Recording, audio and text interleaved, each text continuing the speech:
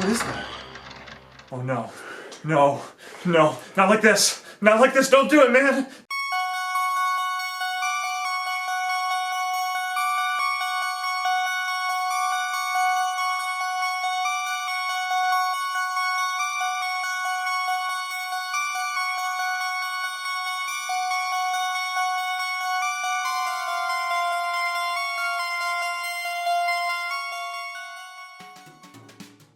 Ian, tonight we went and saw the new Halloween movie. Halloween H2O 2. Sure, let's go with that, even though it's not, which we just had a 20-minute long discussion about. 40-year anniversary, so it's Okay. H2O 2. Okay, whatever. we saw the new Halloween movie, brought to you by Blumhouse.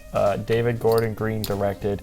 I think he helped write. Danny McBride. And some other people. All right, let's dive in here. I know you're not a big fan of the Halloween series. Yeah, I was about to say, I think we should check our priors here, because I'm sure most people watching, they already have an opinion on the franchise. Probably want to know where we're coming in at it. You're a much bigger fan of Halloween than I am. I guess I'm not like some massive Halloween fan. No, but you roll deep. You've seen them all, right? Honestly, I haven't seen them all. This is only the fourth one that I've seen. Actually, the first Halloween movie I saw was Halloween Resurrection.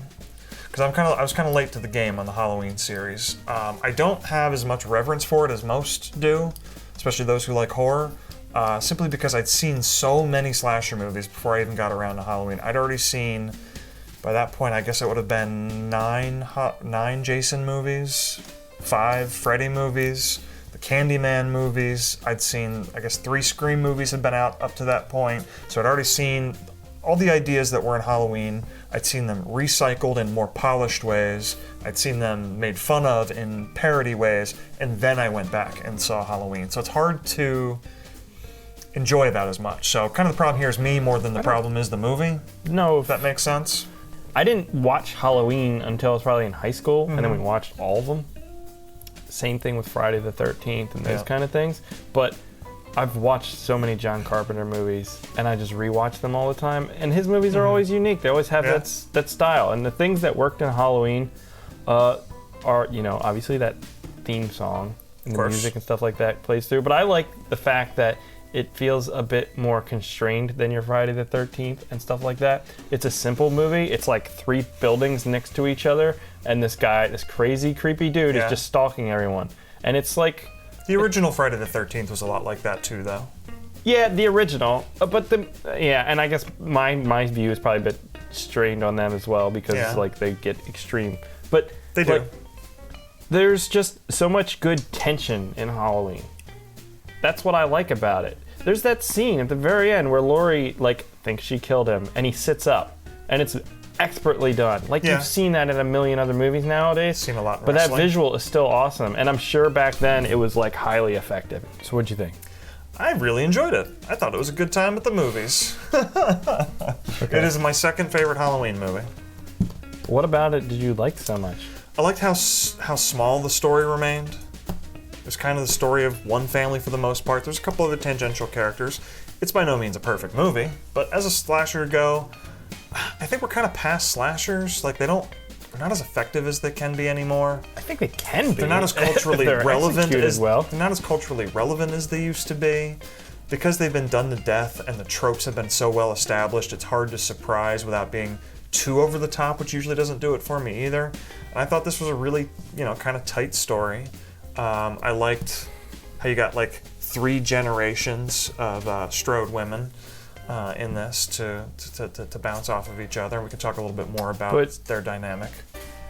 But how does this movie surprise at all then? I mean, I had no expectations. So anything that happened would have surprised me. Gotcha. I wasn't, I was worried that they were going to try and blow this thing into something larger, which is typically the instinct when you're doing sequels or even remakes, is to make it much bigger than it was. I mean, and you can compare the Rob Zombie. They didn't blow it out like that, but he did go to the point of explaining in detail about Michael Myers, which I think some people do like, but for me, that doesn't really make... potentially interesting, but not necessary. Yeah.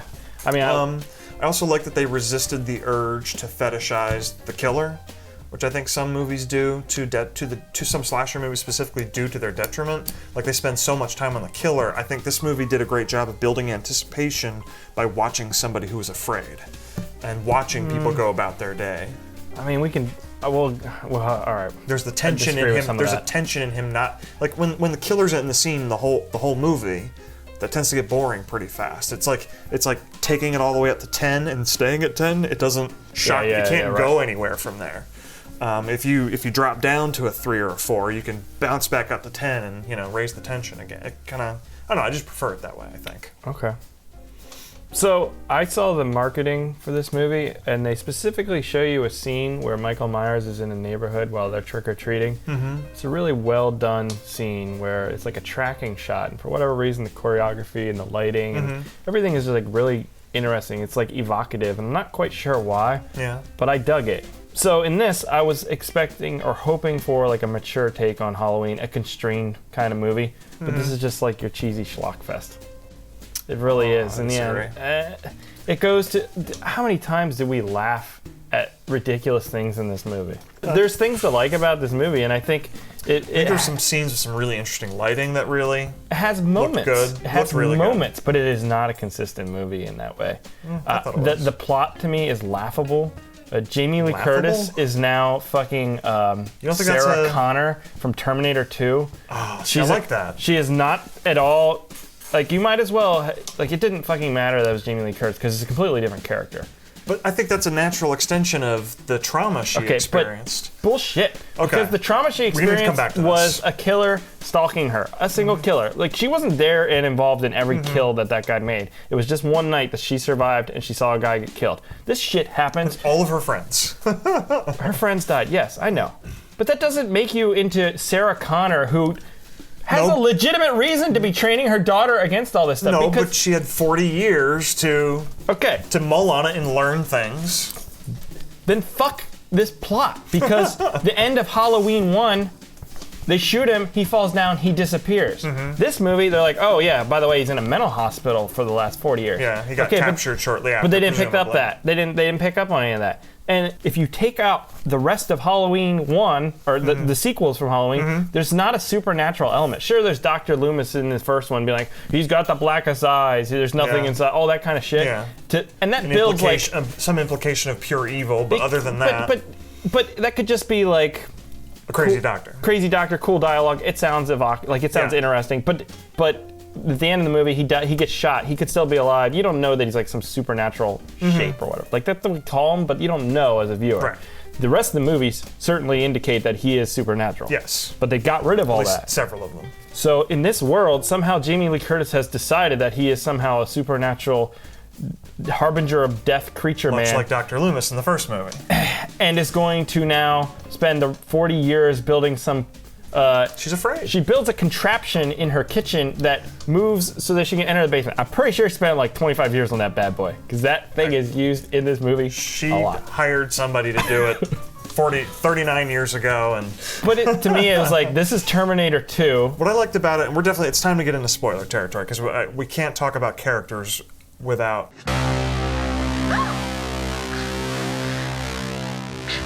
What I liked so much about it is we've got 3 badass, what's the last name, Strode?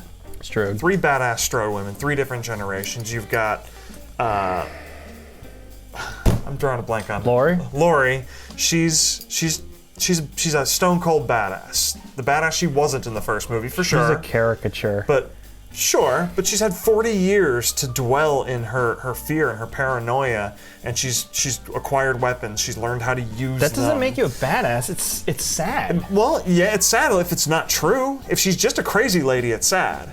Okay. All of it came true. Okay, all of it came true. Yeah. I'm agreeing that. Yeah. So she's a stone cold badass who's had to face her fears and not always been very successful with it, but now it's come to her door and she's ready to deal with it. And then you've got her daughter Karen, who has had to deal with this craziness and has learned to be a strong woman herself, but has shunned that life and has had to find the strength to be that woman her mother wanted her to be, even though she couldn't be that. And you've got the daughter who's in high school and she has to learn to be a strong woman herself. And while she didn't have the training that her mother did, she certainly had, in the moment, had to find the strength to do what needed to be done and stand alongside her mother and her grandmother to take out Michael Myers. That is a really eloquent way of describing the cheesiest fucking scenes in the movie, though.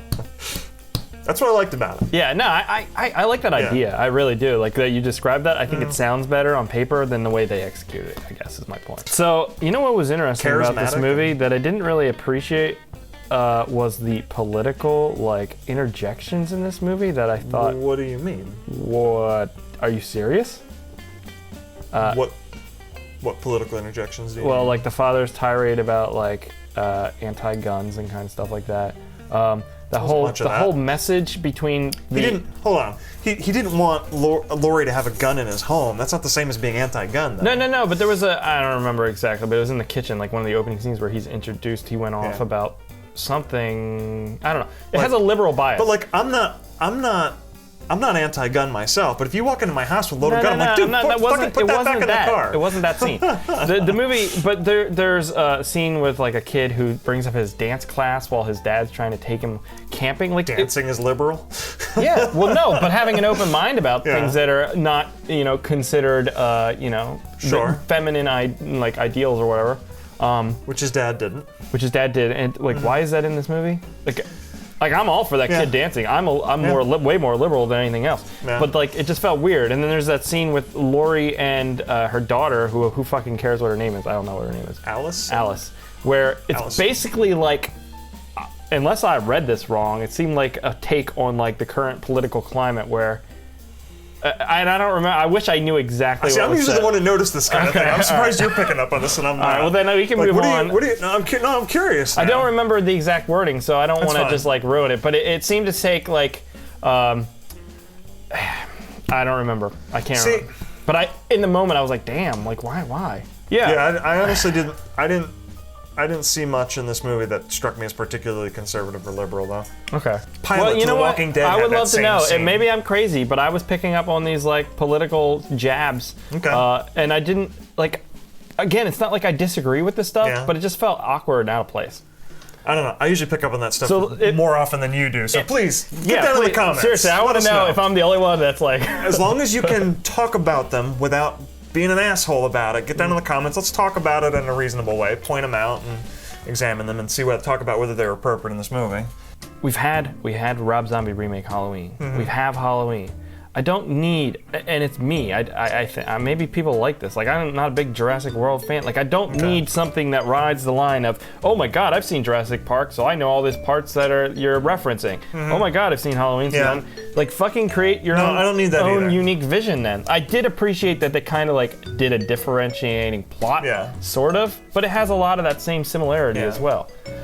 I think it wasn't copying so much though as it was just mirroring, which is very common. This is a case, I suppose, where to me Halloween isn't sacred. You can do anything with you want with it, and I don't care. So it doesn't bother me. I'm guessing that you feel like it's not sacred to me. No. This is the fact that this movie is very inconsistent. It doesn't do anything particularly well. It doesn't. If I'm looking for a cool horror movie with a very intimidating stalking killer who fucks people up, it's not really that. There's moments of comedy that felt like that ruined scenes. Like the point where they're in the kid's bedroom and Michael Myers is there, like it was kind of interesting the way they like show him, but then the kid's like, oh fuck, and then everybody laughed because it is funny. It has none of the tension from the original movie. Cut the tension at times. I thought the tension was there. Really? I never was like on the edge of my seat like, oh shit, Michael Myers is gonna... Never felt it. Maybe I was just so cynical about everything and it just kind of jaded me that I wasn't willing to like look past some things. I still think the visual of Michael Myers in this movie, when he's standing on a balcony and his eyes are blacked out and he's got the cool mask on, it is still creepy. I think it can be done in a way. I think a filmmaker with an actual vision for something specific, a very, very specific vision in mind could do something really cool with this. I don't think David Gordon Green was that guy. To me, it felt like a fan service Halloween movie. They recapture some of that Halloween stuff, they remake it, and then they throw in a bunch of campy schlock and polish it with some nice budget. You know, it probably has more mass appeal. I think if you did ride that line where it's like, oh, this is a more artsy kind of very mature look at Halloween, I thought it was going to be an A24 movie. I don't know why I thought that. So I thought we were going to get something a bit more constrained, you know. But it's not. Ian, you'd recommend it, I assume. Yeah, I mean, if you hold this franchise precious, and if it's not exactly what you're looking for, you'll be upset, then maybe just save yourself the trouble. But, I don't know, I think it's a fun slasher movie. It's better than any new ones I've seen in a long time. Did you ever see You're Next? I don't think so. Or The Guest or anything in those? That's a really cool movie. And it's kind of like a slasher, but it twists everything. All right, next month, Slash-Timber. But We're spending the whole month doing that's slash. the thing, like that movie's indie and this movie's mainstream, and because it's mainstream, it's got to appeal to everyone. It's decent budget behind it. It's a nice looking movie, but it's a cheese Very fest. competent movie. I wanted a mature, Okay. controlled movie. This is not that. We're trying to bring this in for a landing here, Chris. All right, no, I would not recommend it. You'd not recommend it. I mean, check it out when it comes out on DVD or whatever, but I wouldn't go to the theaters to see this. All right. That's it. That's it. This has been Bad Movie Night. That's Chris. Now we're standing up. I'm Ian. Okay. Check us out next time. Same bad time, same bad channel. badmovienight.com. Finishing with 23 seconds.